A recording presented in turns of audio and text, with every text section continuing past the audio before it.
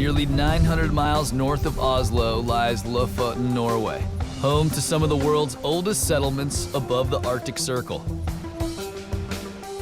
The first people up here came for the fishing, but Kaylin Richardson and Øystein Aasheim are here not just for the skiing, but for a ski that historians believe is the second oldest in the world.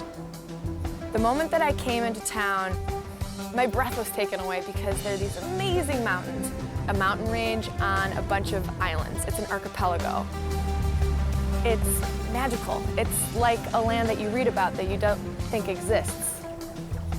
I live in the southern part of Norway and never been this far north. This is like a whole new country to me. The mountains here are so much steeper. They go straight up from sea level. So that means we were climbing. If someone had told me when I got here that we were gonna hike up every single mountain on this island, I wouldn't have believed them. But we did. We were hiking for hours every day.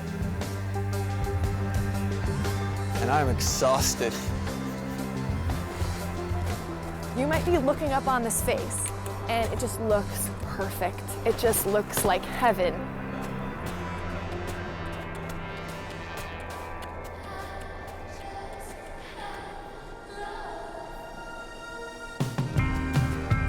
And then you start nuking, and you're like, oh my gosh, this is awesome. I'm so awesome. Oh my God, I'm gonna die. Because you hit the icy patch and you're going so fast.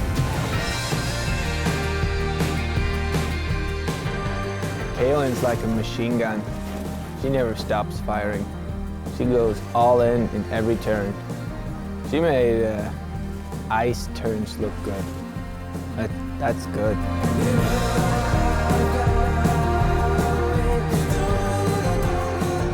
Did we say that Kaylin and Øystein were here looking for a ski? Well, that's why Kaylyn's here anyway. On every great adventure, it's always done in pairs. And this crazy American girl, Kaylin, just pops up looking for this super old ski that was found here somewhere.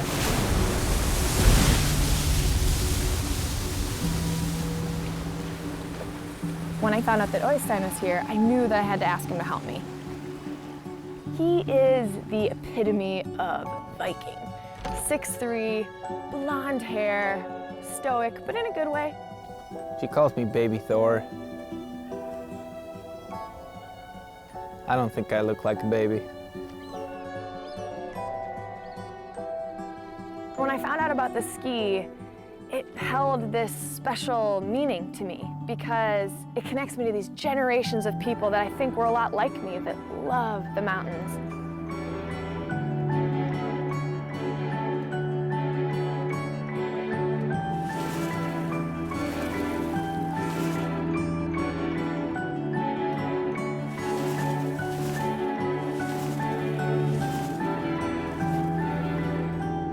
In the early 1900s, archaeologists unearthed a ski near here that's been carbon dated to 3200 BC. To say Kaylin was obsessed with the old ski isn't entirely fair. Kaylyn's obsessed with everything about skiing. The old ski was just her focus this week.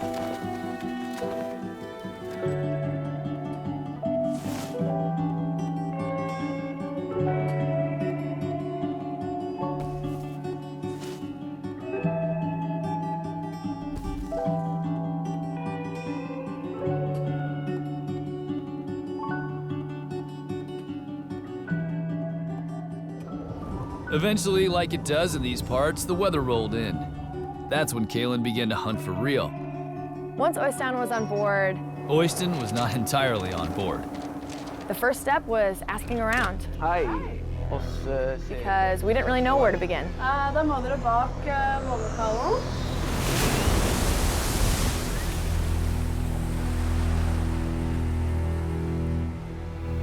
Everyone we talked to pointed in different directions. So we were just not getting anywhere. Det lenge siden. After meeting Per, it became very clear that the only way to find it was to go to the mountains. Per moved here after his first visit because he fell in love with the place.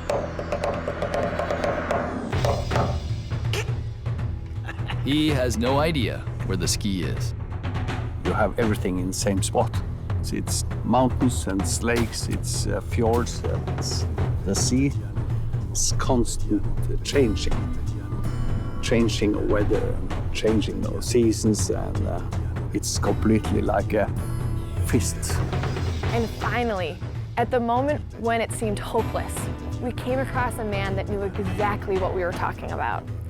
And he said, "Oh, it's just over that hill, about 200 meters away."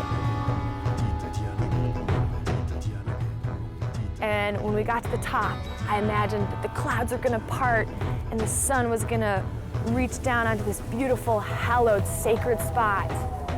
But I was very wrong. It was just kind of a... It was a marsh.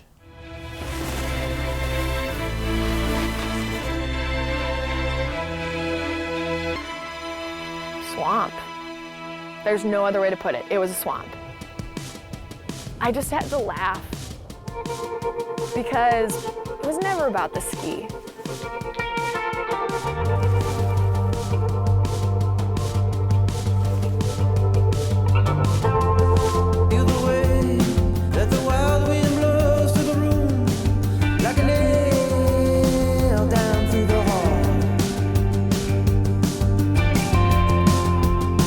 Just don't beat the same anymore. That might as well be gone. I'm in my finest hour. Can I be more? In the end, Kaylin didn't find a ski, but she still found exactly what she was looking for. As for Øystein, he learned that just because a girl's got blonde hair doesn't mean she knows anything about Norway. I'm never listening to Kaylin again.